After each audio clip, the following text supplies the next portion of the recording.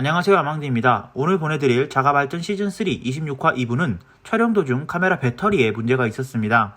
편집 과정에서 20분 분량의 영상만 녹화된 것을 나중에 알게 되었는데요. 따라서 부득이하게 26화 2부는 20분 분량만 송출됨을 미리 알려드립니다. 많은 분들이 기다려주심에도 세세하게 신경 쓰지 못한 점 카메라 감독으로서 사과의 말씀을 드립니다. 더욱 노력하는 자가발전 그리고 아망드 되겠습니다.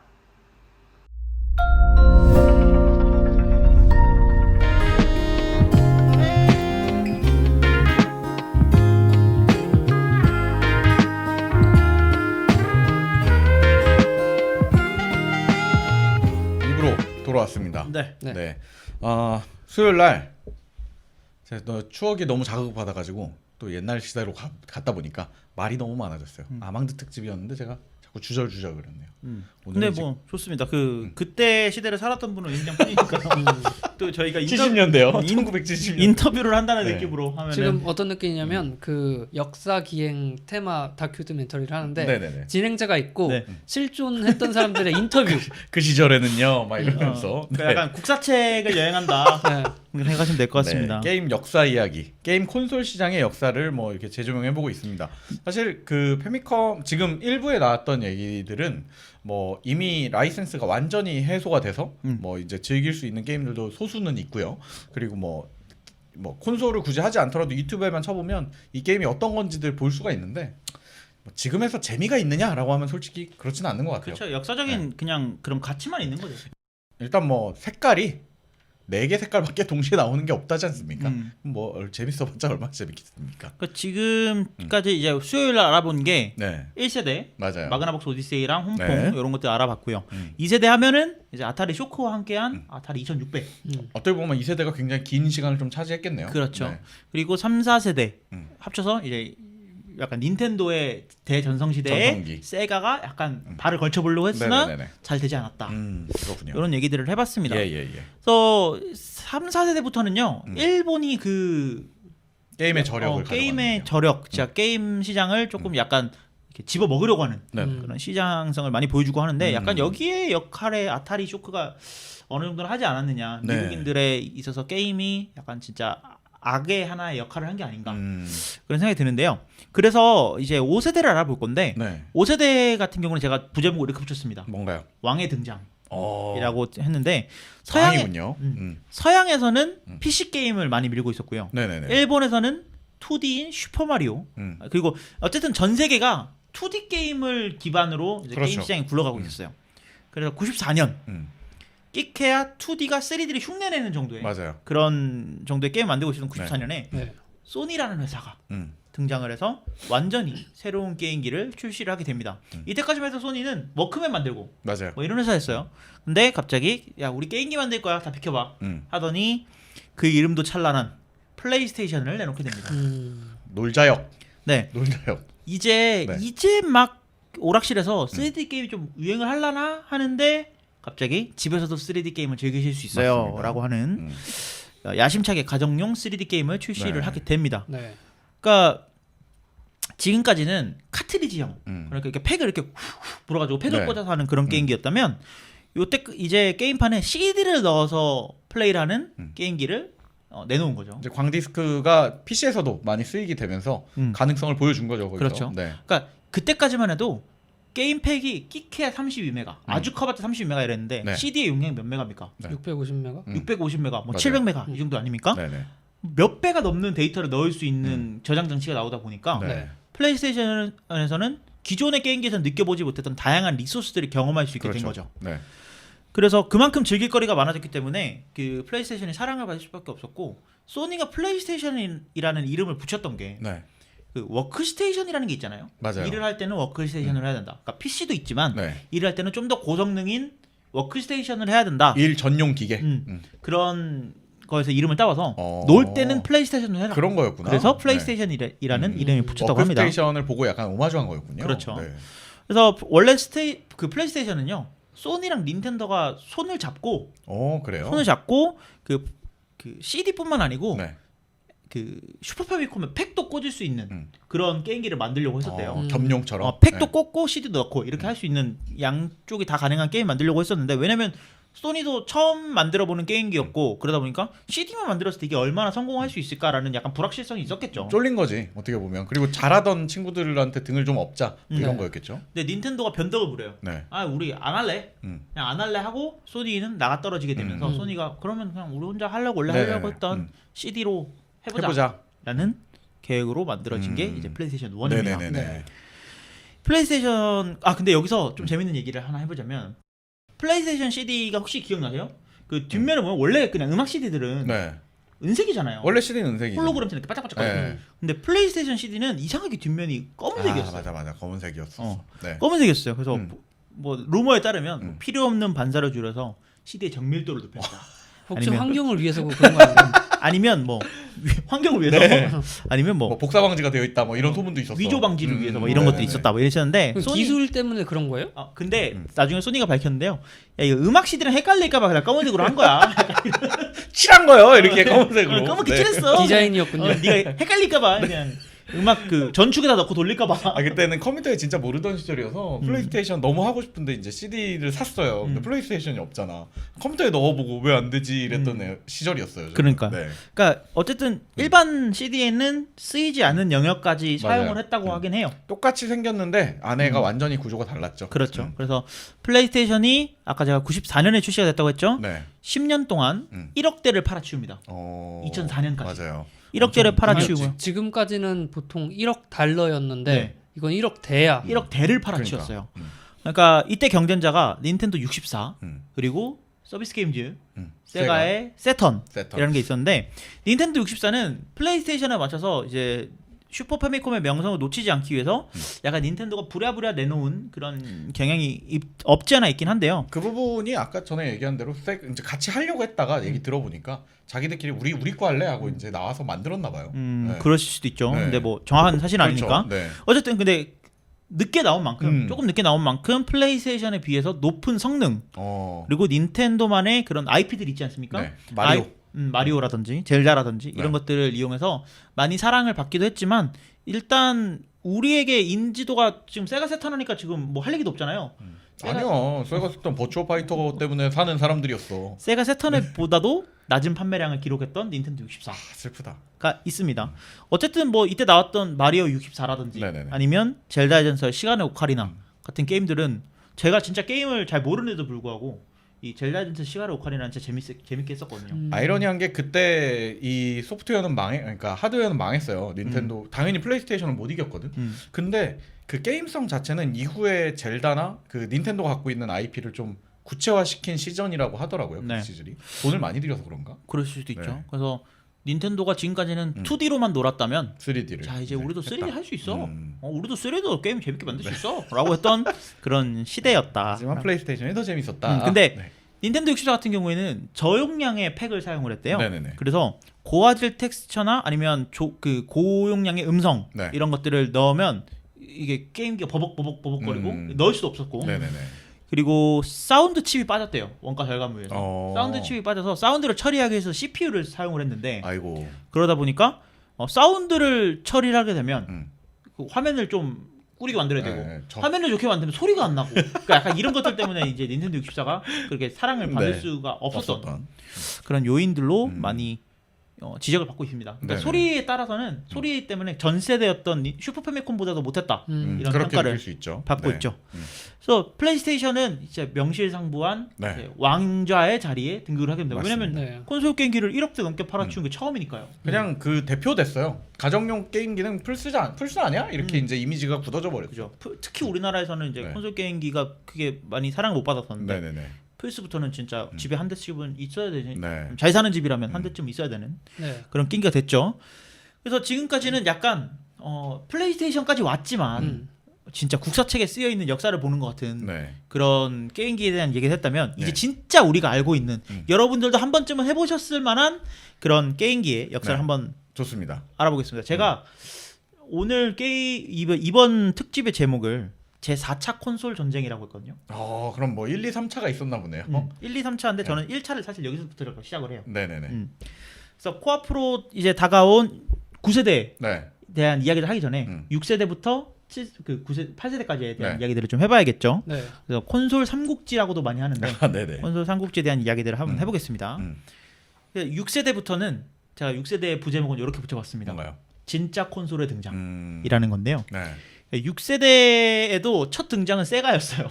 원래 세가가 깨작깨작해요. 지금도 뭐 하고 있어요, 세가는요. 네. 그래서 많은 사람들이 이 6세대만큼은 세가가 이 사활을 걸고 나온 만큼 세가의 그 압도적인 승리가 예상이 된다. 아, 네. 이때 나왔던 게임기가 세가의 드림캐스트. 아, 맞아요. 듣게. 말 그대로 드림으로 사라졌어요.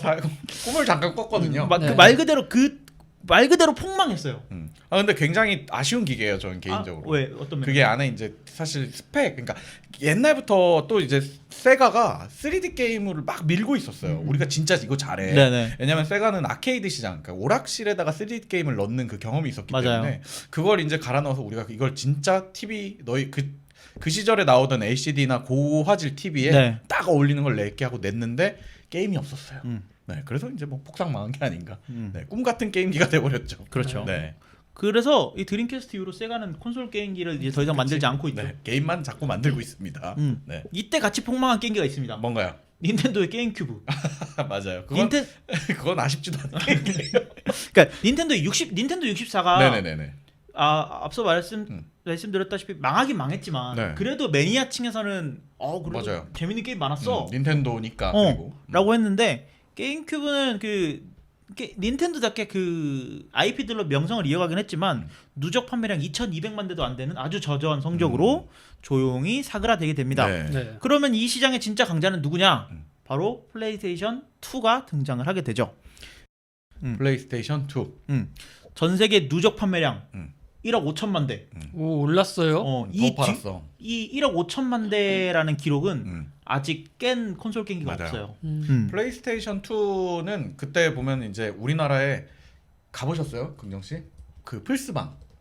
가봤어요. 플스방. 가봤어요. 플스방의 등장을 알린 그 기계이기도 해요. 그러니까 당연히 집에 한 대씩은 꼭 있어야 되는 수준이었고 맞아요. 플레이스테이션 2가 나오면서 우리나라에 이제 PC 게임을 만들던 사람들이 PC 게임이 그때 마침 우리나라도 PC 게임 붕괴를 겪었어요. 네. 콘솔 그 패키지 시장이 붕괴를 겪으면서 플스 2가 잘 출시되고 가정마다 있으니까 한국용 게임사들이 그걸 만드는 거야. 한국판 게임들을. 그래가지고 사실 많은 회사들이 좀 살아남은기도 했죠. 그것도. 그렇죠. 네.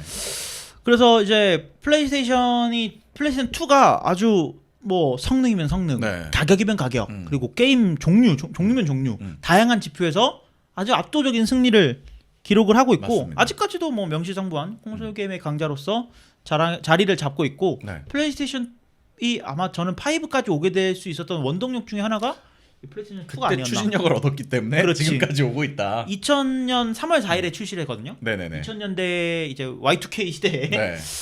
요 플레이스테이션 2가 발매를 했는데 네. 출시 3일 만에 90만 대를 돌파를 하고요. 네. 얼마 안 있어서 이제 1억 대까지, 네. 1억 5천만 대까지 늘리게 되는 그런 기록을 세우게 됩니다.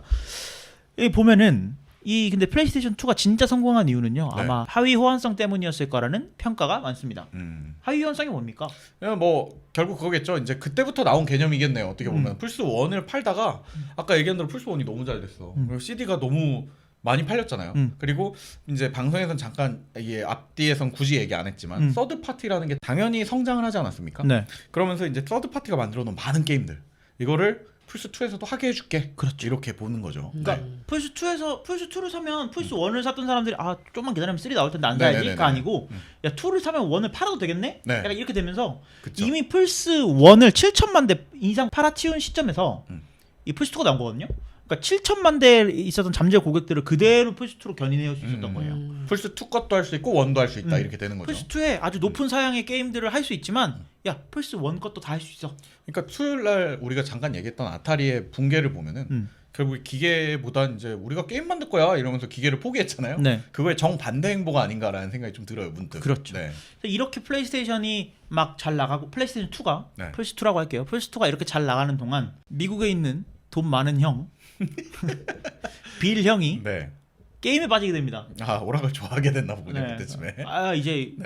이제 우리나라도 다시 게임을 좀 할 때가 되지 않았나? 왜냐면 맞아요. 이때까지도 미국은 아타리 쇼크에 약간 그런 트라우마 같은 게 남아 있었던 것 같아요. 네. 콘솔은 손대는 거 아니요. 콘솔은 하지 마. 약간 이런 게 있었는데 네. 마이크로소프트가 야 게임기 만들어 음. 라고 하게 됩니다. 그래서 나온 게 이제 2001년에 네. 엑스박스가 출시가 되게 되죠. 맞습니다. 네. 엑스박스는 처음에 설계가 될 때 게임을 위한 PC로 설계가 되었어요. 맞아요. 그러니까 마이크로소프트 갖고 있는 가장 큰 플랫폼이 윈도우 플랫폼이잖아요. 맞습니다. 그러니까 마이크로소프트의 CEO였던 빌 게이츠가 야 우리가 윈도우가 있는데 네. 윈도우에서 돌아가는 게임이 많잖아. 음. 그 게임을 엑스박스로 돌아가게 만들어. 음. 라고 하니까 게임 개발자들을 데려다고 얘기를 하니까 네. 뭔 소리야 콘솔 만든다며 그렇죠. 네. 이랬는데 아니 컴퓨터를 만들라고 한겨? 네. 이렇게 빌 게이츠가 하니까 그 윈도우 깔려 있는데 좀 게임기인 게임이 거야. 잘 되는 그런 윈도우를 컴퓨터를 만들어봐. 네네네네. 그러니까 콘솔 게임 개발자들이 모여서 있다 보니까 뭔 소리지 이게? 음. 게임기를 만들라며. 근데 네. 왜 PC를 만들래? 음. 하면서 약간 충돌이 있게 돼요. 어. 이게 이제 2000년 3월에 네. GDC 게임 개발자 회의에서 이게 처음 엑스박스가 공개가 되고 네. 분위기가 안 좋다 보니까 완전히 게임기를 위한 게임을 위한 게임기로 방향을 전환을 하게 됩니다. 그러니까 근데 이때까지도 계속 이제 뭐 다이렉트 X를 사용한다거나 네네네네. 윈도우에서 썼던 이런 게임 기술들을 많이 활용을 했지만 어쨌든 최종 출시에는 완전 게임을 위한 게임 콘솔로 등장을 하게 됩니다. 네. 근데 엑스박스를 네. 만들 때 MS의 가장 큰 고민이 뭐였을 것 같아요? 저는 그랬을 것 같아요. 아까 방금 얘기한 것처럼 우리 윈도우 플랫폼이 있고 저희 수요일 날 1부에서도 얘기했지만 미국은 아타리 쇼크 이후부터 PC용 게임들에 집중을 하고 있었어요. 그럼 네. 시장이 다 PC용 게임들로 그렇지. 대작이 엄청 많잖아. 맞아요. 그거 그냥 너무 아까울 거 아니야. 그대로 그냥 갖고 오면 맞아요. 우리가 플스 바로 뺨싸대기 때릴 수 있을 것 같은데 그게 너무 아깝지 않았을까요, 저는? 그러니까 응. 이 말을 돌려서 얘기하자면 엑스박스에서 돌아가는 게임이 없는 거야. 그렇지. 게임을 출시를 해야 되는데 그러니까 빌 게이츠의 말도 네. 일리는 있는 거지. 게 네. 야 우리 윈도우에 이렇게 게임이 많은데 에이즈 오브 엠파이어도 있고 스타크래프트도 있고 이렇게 많은데 왜 게임을 다시 맞아요. 만들어야 돼? 라고 하다 보니까 네. 그러면 우리가 게임사를 한번 찾아보자 라고 해서 찾은 게 번지라는 회사를 찾습니다. 네. 번지가 뭐 하는 회사냐면 지금은 이제 엑스박스의 대표 게임인 헤일로라는 게임을 만드는 개발사인데요. 네. 이 원래 번지는 맥용 헤일로를 만들고 있었어요. 맥용 헤일로를 만들고 있었는데 MS 이제 만들다 보니까 이제 돈이 부족한 거예요. 네, 그래서 네. MS한테 우리 회사 인수할래? 네. 아니면 애플한테 가서 우리 회사 인수할래? 하고 했더니 애플이 약간 할 말이 늦었던 거예요. 네네네. 그래서 MS가 번지를 인수하게 되고 최초의 이제 엑스박스 전용 퍼스트 파티 게임이었던 헤일로가 출시가 되면서 헤일로를 하기 위해서는 엑스박스를 살 수밖에 없는 그런 상황을 만들게 되죠. 헤일로가 묘하게 그 미국 감성이랑 딱 맞아 떨어졌거든요. 맞아요. 근데 저는 이게 이 얘기를 조사를 하면서 무슨 생각을 했냐면 애플이 번지를 샀다면 네. 지금 번지는 어떻게 됐을까? 그럼 뭐 이상한 거 만들고 있어. 번지 점프를 했을 수도 있어요. 아니지 아이플레이가 나왔을 수도 있어. 그러면서 갑자기 스티브 잡스가 이거 딱 보니까 헤일로 돈이 될 것 같아. 될것 같아. 그래서 아이플레이 원몰 띵 하고 따단. 애플박스. 네, 애플박스. 그런 거 나왔을 수도 있죠. 음. 근데 뭐 일단 뭐 다들 아시겠지만 네. 우리나라에서는 플레이스테이션 2가 압도적으로 승리를 하죠. 네. 네. 그러니까 최종 결과물로만 놓고 봐도 엑스박스가 원래 목표치가 1000만 대를 팔아치우는 게 목표였대요. 그러니까 아까 말씀드렸던 제가 아까 그 게임큐브 망했다고 했을 때 2200만 대 팔았는데 망했다 했잖아요. 맞아요. 근데 엑스박스는 아예 처음부터 목표치가 1000만 대였어요. 네. 굉장히 낮죠. 낮게 잡았네. 근데 그거를 상회하는 2300만 대의 판매량을 기록을 하면서 MS 자체적으로는 야 우리 가능성 있어. 나름 괜찮았어. 근데 일단 전 세계적인 흐름은 플레이스테이션 2였죠. 네. 플스 2는 1억 5천만 대를 팔아치웠으니까요. 그러니까 그 웅장하게 커져가는 플스를 보면서 이렇게 구석에 조금 앉아가지고 좀만 더 하면 돼, 좀만 더 하면 돼 이러고 있었던 거지. 네. 그렇죠. 근데 엑스박스도 뭐 여러 가지 차별점을 가져갔어요. 모뎀을 연결할 수 있다거나 네. 뭐 이런 차별점을 가져갔지만 어쨌든 약간 매니아적인 그런 맞습니다. 게임 콘솔이 됐죠. 혹시 엑스박스 원 해보셨어요? 네, 저는 엑스박스 1도 지금도 있고 플스 2도 갖고 있습니다. 그래요? 네, 플스 2 이렇게 잘 안고 있습니다. 플스 2가 1억 5천만 대 중에 은신이 한 대 갖고 있고 한 대가 2,300만 대 중에 엑스박스 갖고 있네요. 근데 엑스박스의 장점은 뭐 잠깐 얘기를 드리자면 뜯어보면 안에 이제 저 기계 뜯는 걸 너무 좋아하니까 네. 뜯어보면 누가 봐도 컴퓨터예요. 그냥 소형 컴퓨터 배워본 PC야. 맞아요. 그래가지고 메인보드, CPU 그리고 심지어는 CPU도 뗄 수 있고 그래픽 카드도 뺐다 꽂았다 할 수 있어요. 그러니까 너무 그 아까 마이크로소프트의 빌 게이츠가 생각을 그렇게 했지만 조금 이제 PC용 게임기로 나왔죠. 게임기로 나왔지만 그때 충돌했던 덕분에 지금 매니아들한테는 뭐 너무도 좋은 기계가 돼 있어요. 그래갖고 그걸 고쳐가지고 이제 올드 게임기로 복각하시는 분들도 계시고 그렇죠. 손대기가 쉬우니까. 네, 그래서 뭐 추억의 기계가 됐죠. 근데 게임은 정말 없어서 너무 아쉬운 게임기였습니다. 애초에 나올 때부터 성능 자체도 플레이스테이션 2나 뭐 게임큐브를 압도할 정도로 높았으니까 뭐 그런 부분에 있어서는 아쉬울 게 없었겠죠. 네. 그래서 이제 일단 6세대 게임기에서는 플레이스테이션 2가 그냥 압도적인 플레이스테이션 승리입니다. 2가 전체를 먹고 있었고 네. 이제 미국권 어디에서 이제 엑스박스도 나오고 뭐 이 정도였다 이렇게 맞아요. 볼 수 있겠군요. 자, 세대를 한번 다시 올라가 보도록 합시다. 네. 7세대 제목은요. 네. 갑툭튀 닌텐도입니다. 근데 닌텐도의 등장하는군요. 닌텐도에 대한 이야기는 예. 마지막에 할 거고요. 7세대 시작은요. 마이크로소프트가 선빵을 날립니다. 네. 마이크로소프트가 엑스박스 360이라는 네. 그 새로운 콘솔 게임기를 내면서 음. 이 7세대 게임기의 서막이 열리게 되는데요. 음. 이 엑스박스 360이라는 이름이 네. 좀 이상하지 않으세요? 액박 한 바퀴. 왜 그 한 바퀴라는 별명이 있는데 네. 좀 이상하지 않으세요? 저도 그건 왜 그런지 모르겠습니다. 플레이스테이션은 네. 플레이스테이션 3가 나올 차례거든요. 네네네. 근데 엑스박스는 엑스박스 2가 나올 차례잖아요. 아, 그러니까 한 세대 전 게임기 같은 거야. 진 거 같은 거지. 그래서 네. 이름이 이제 엑스박스 360이라는 이름으로 플레이스테이션 3보다 1년 먼저 발매가 됩니다. 뭔가 3을 쓰고 싶었구나. 그냥. 네. 그랬던 것 같아요. 네네네. 그래서 엑스박스